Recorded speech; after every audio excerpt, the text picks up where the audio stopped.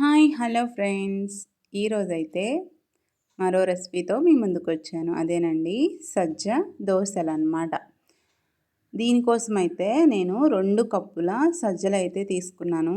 ఏంటో ఫ్రెండ్స్, ఈ మధ్య దోసెలు ఎన్ని వెరైటీస్‌తో వేస్తున్నానో అన్నీ సూపర్‌గా ఉంటున్నాయి. ఈ సజ్జలు కూడా చేశాను. చాలా బాగున్నాయి. మీరు కూడా ఒకసారి ట్రై చేయండి. ఈ 2 కప్పుల సజ్జల్ని వాటర్ వేసేసి 8 అవర్స్ నాననివ్వాలి. దాంతోపాటు ఇంకొక గిన్నెలో 1 కప్పు మినప్పప్పు అయితే తీసుకోండి.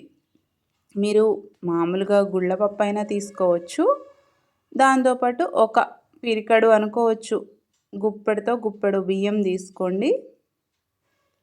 దాన్ని కూడా నీళ్ళు పోసేసి చక్కగా నానబెట్టేసుకోండి. ఖచ్చితంగా 8 అవర్స్ నానాల్సిందే.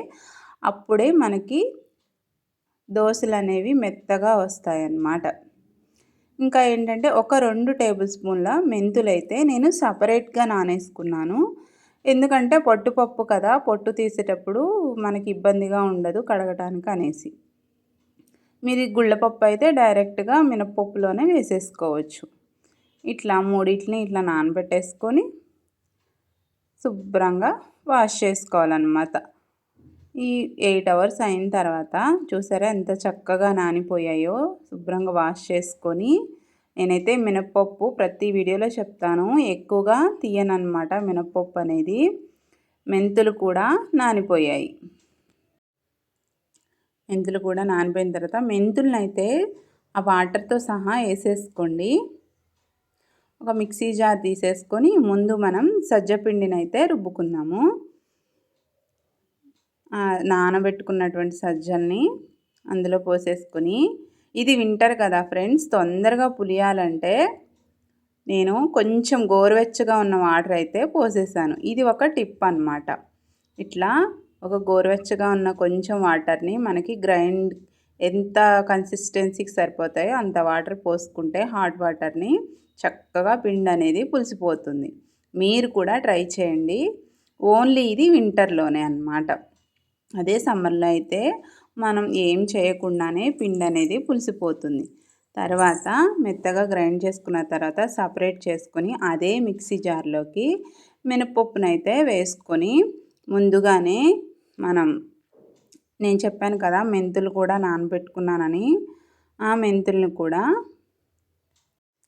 వాటర్తో సహా వేసేసుకోవాలి. మెంతుల్ని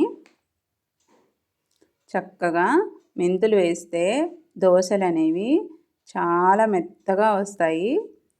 చూడండి, ఈ మినపప్పునైతే కొంచెం వాటర్ కన్సిస్టెన్సీ అనేది తగ్గించుకొని మనం కొంచెం గట్టిగానే రుబ్బుకోవాలి. వాటర్ అనేది కొంచెం తక్కువ పోసుకోండి.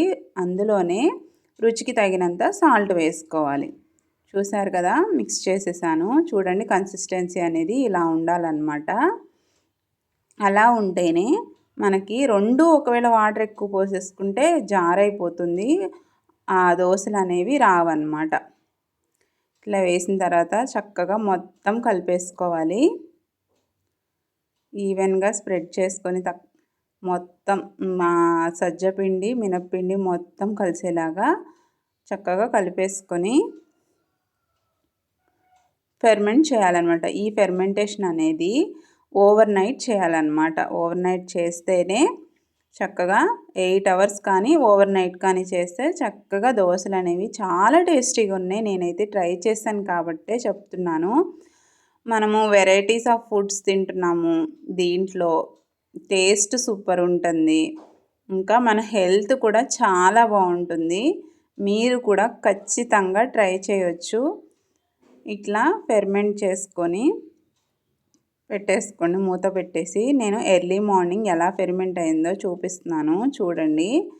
చక్కగా చాలా మంచిగా పైకి వచ్చేసి ఫెర్మెంటేషన్ అనేది కంప్లీట్ అయిపోయింది. చూడండి, ఇలా అవ్వాలన్నమాట. అలా అవుతేనే మనకి దోసెలు అనేది మంచిగా వస్తాయి. ఇక ప్యాన్ అనేది తీసేసుకొని దోశ ప్యాను ముందుగా ఆయిల్తో గ్రీస్ చేసుకోండి. కొంచెం హీట్ అనేది పెంచండి ముందుగా, మనం పిండి వేయకముందే. తర్వాత మామూలుగా నార్మల్గా దోశలు ఎలా వేసేసుకుంటామో సేమ్ అంతే చాలా మంచిగా కలర్ఫుల్గా వచ్చాయి, మెత్తగా కూడా ఉన్నాయి. మేమైతే పల్లీ చట్నీతో టేస్ట్ చేసేసాం. మీరు కూడా ట్రై చేయండి. పిల్లలకైతే మస్ట్ అండ్ షుడ్గా పెట్టండి. చిన్న పిల్లలు ఒక 3 ఇయర్స్ పిల్లల నుంచి కూడా తినొచ్చు. ఇవి చాలా మంచి హెల్దీ ఫుడ్ కాబట్టే నేను మీతో షేర్ చేసుకుంటున్నాను. చూడండి ఎంత కలర్ఫుల్గా, ఎంత మంచి, అసలు ఇవి వేరే సజ్జలు అలాంటిది ఏం లేదు, మినప దోశల్లానే ఉన్నాయి. నా వీడియో నచ్చితే లైక్ చేయండి ఫ్రెండ్స్, షేర్ చేయండి, నా ఛానల్ని సబ్స్క్రైబ్ చేసుకోండి. ఇదికైతే నేను ఇప్పటికి చాలాసార్లు చెప్పాను.